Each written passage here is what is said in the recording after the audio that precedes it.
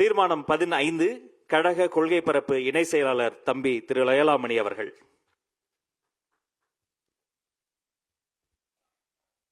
தீர்மானம் 15 தேர்தல் நடைபெற உள்ள மாநிலங்களில் வாக்காளர் பட்டியல் சிறப்பு தீவிர திருத்தம் நடத்துவதன் வாயிலாக சிறுபான்மையினர் வாக்குகளை குறைக்க முயற்சிப்பதை தடுத்து நிறுத்த வேண்டும்.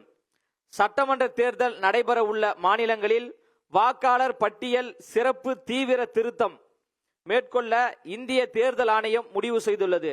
இதன் வாயிலாக ஜனநாயகத்திற்கு எதிராக சிறுபான்மையினர் வாக்குகளை குறைத்து தங்களுக்கு சாதகமான வாக்கு வங்கிகளை அதிகரிக்க ஒன்றிய பாஜக அரசு முயல்கிறதோ என்ற சந்தேகம் வலுவாக எழுகிறது.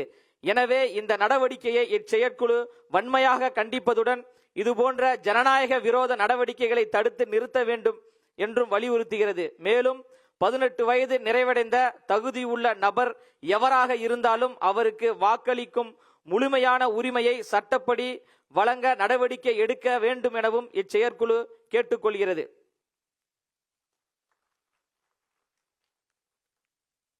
தீர்மானம் 16 ஆருயிர் அண்ணன் கழகத்தினுடைய கொள்கை பரப்பு செயலாளர் திரு ராஜ்மோகன் அவர்கள் வாசிப்பார். தீர்மானம் 16 கீழடியில் தமிழர் நாகரிகத்தை மூடி மறைக்கும் ஒன்றிய பாஜக அரசுக்கு கண்டனம். இந்திய தொல்லியல் துறையானது திரு அமர்நாத் ராமகிருஷ்ணா தலைமையில் 2014ஆம் ஆண்டில் சிவகங்கை மாவட்டம் கீழடியில் அகழாய்வு மேற்கொள்ள தொடங்கியது. அந்த ஆய்வின் அடிப்படையில் கீழடியில் நிலவிய கலாச்சாரம், அங்கு விவசாயம் செய்யப்பட்ட பயிர்கள், விலங்குகள், நகர நாகரிகத்தை நோக்கி நகர்ந்த தன்மை உள்ளிட்டவை குறித்தும் 5765 தொல்லியல் பொருட்கள் பற்றியும் 982 பக்கம் கொண்ட அறிக்கையில் அவர் தெளிவாக விளக்கியுள்ளார். அது மட்டுமின்றி கீழடி நாகரிகம் சுமார் 2600 ஆண்டுகளுக்கு முந்தையது என்பதையும் தெளிவுபடுத்தியுள்ளார். கீழடி அகழ்வாய்வு குறித்த அறிக்கை வெளிவந்தால் சிந்து சமவெளி நாகரிகத்திற்கு முந்தையது நம்முடைய வைகை நாகரிகம் என்பது உலகத்திற்கு வெளியே தெரிய வரும். இதனால் திட்டமிட்டு இந்த ஆய்வு அறிக்கையை இருட்டடிப்பு செய்ய ஒன்றிய பாஜக அரசு முயல்கிறது. கீழடியின் பெருமையை மறைக்க உள்ளடி வேலை செய்யும் ஒன்றிய பாஜக அரசுக்கு இச்செயற்குழு கடும் கண்டனத்தை தெரிவித்துக் கொள்கிறது. அடுத்த தீர்மானம் 17 இதை முன்முடிய கழக துணை பொதுச் செயலாளர் அன்பு இளவல் திரு CTR நிர்மல்குமார் அவர்களை அன்போடு அழைக்கிறோம்.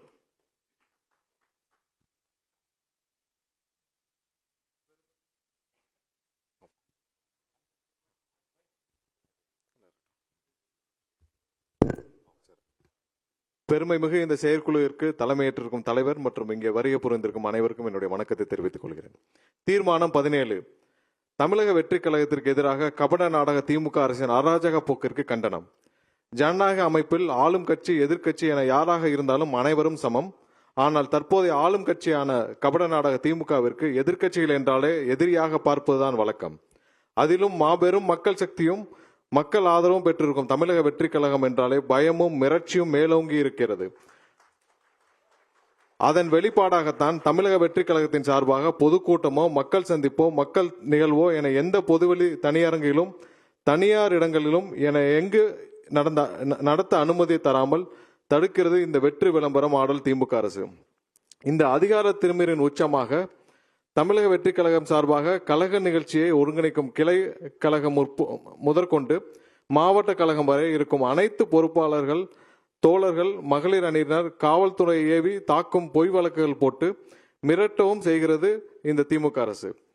2026 சட்டமன்ற தேர்தலில் தமிழக வெற்றி கழகம் கபட நாடக திமுகவிற்கு தோல்வியை பரிசளிப்பது உறுதி என்பதை உணர்ந்தால்தான் இவ்வாறு செயல்கிறார்கள்.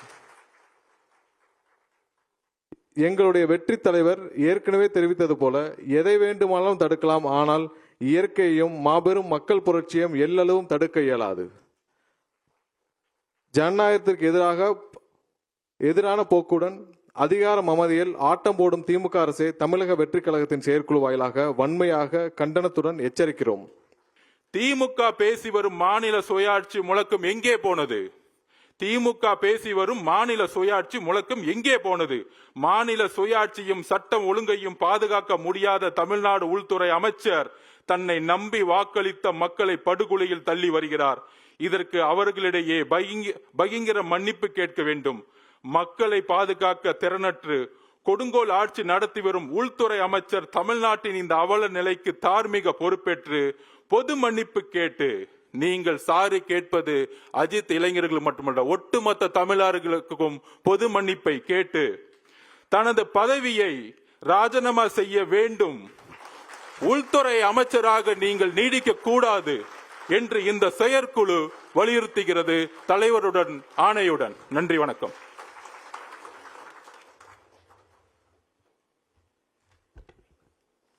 தீர்மானம் 19 கழக கொள்கை பரப்பு பொதுச் செயலாளர் டாக்டர் திரு அருண்ராஜ் அவர்கள்.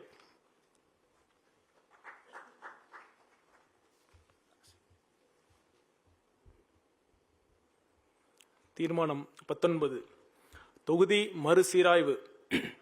ஒரே நாடு ஒரே தேர்தல் முறைக்கு கண்டனம் தெரிவிக்கும் தீர்மானம். சாதிவாரி கணக்கெடுப்பு நடத்தப்படும் என்ற அறிவிப்பை வெளியிட்டுவிட்டு அதில் மாநில அரசுகள் சாதிவாரி கணக்காய்வு, அதாவது கேஸ்ட் சர்வே நடத்த வேண்டியதில்லை என்றும் சொல்வது ஒன்றிய பாஜக அரசின் ஏமாற்று வேலையன்றி வேறென்ன?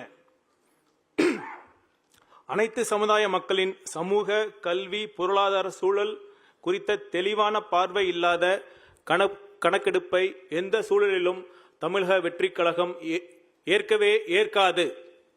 இடஒதுக்கீட்டுக்கு கேடு விளைவிக்கும் இது போன்ற அரசியல் சித்து விளையாட்டில் ஈடுபடும் ஒன்றிய பாஜக அரசு நாடாளுமன்ற தொகுதிகள் மறுசீராய்வு என்ற பெயரில் தென் மாநிலங்களுக்கான பிரதிநிதித்துவத்திலும் அநீதி இழைக்க முயல்கிறது. இதோடு மட்டுமல்லாமல் ஒரே நாடு ஒரே தேர்தல் என்று திட்டமிடுவதன் மூலம் ஜனநாயகமே கேள்விக்குறியாகும் நிலை உருவாகி உள்ளது. ஒன்றிய பாஜக அரசின் இத்தகைய எதேச்சதிகார போக்கை தமிழக வெற்றிக் கழகத்தின் செயற்குழு வன்மையாக கண்டிக்கிறது. இதற்கான பதிலடியை தென்னிந்திய மக்கள், குறிப்பாக தமிழக மக்கள் வருகிற 2026 சட்டமன்ற தேர்தலில் அவர்களுக்கு வலுவாக தருவார்கள் என்பதையும் எச்சரிக்கையாக தாவைக்கவின் இச்செயற்குழு தெரிவித்துக் கொள்கிறது. நன்றி. தீர்மானம் 20 போற்றுதலுக்குரிய பொதுச் செயலாளர் அண்ணன் திரு என் ஆனந்த் அவர்களை அன்போடு அழைக்கிறேன். பெரியார் அண்ணாவை அவமதிக்கும் பிஜேபியின் பிளவுவாத அரசியலை கண்டிக்கும் தீர்மானம். தமிழ்நாடு எப்போதும் மதசார்பற்ற பூமி, சமூக நல்லிணக்கத்தையும் சமூக நீதியும் போற்றும் மண், ஒற்றுமை மற்றும் சமத்துவத்தை காக்கும் மாநிலம். இங்கு விஷமத்தையோ விதைத்தால் அந்த முயற்சி துளி கூட துளிர்க்காது. இன்றளவும் தமிழக மக்களின் மனங்களில் நீக்கமற நிறைந்திருக்கும் தலைவர்களான தந்தை பெரியார், பேரறிஞர் அண்ணா ஆகியோரை களங்கப்படுத்தும் முயற்சிக்கு தமிழ்நாட்டில் துரும்பளவு பலன் கூட கிடைக்காது. பிளவுவாத அரசியலை பிஜேபி எந்த வடிவத்தில் எந்த வேடத்தில் செய்தாலும் தமிழக மக்கள் அதை முறையடிப்பார்கள். பிஜேபியின் இந்த பிளவுவாத அரசியலுக்கு கழக செயற்குழு கண்டனங்களை தெரிவித்துக் கொள்கிறது. செய்திகளை உடனுக்குடனும் துல்லியமாகவும் தெரிந்து கொள்ள சப்ஸ்கிரைப் பண்ணுங்க.